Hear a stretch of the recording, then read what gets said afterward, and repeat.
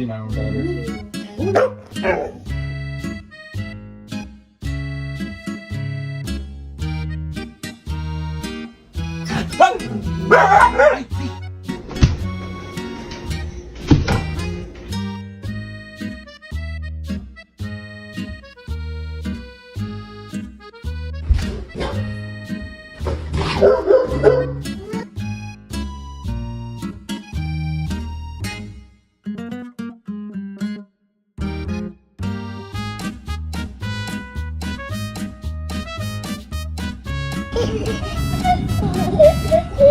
I feel like I'm waiting for the Lord.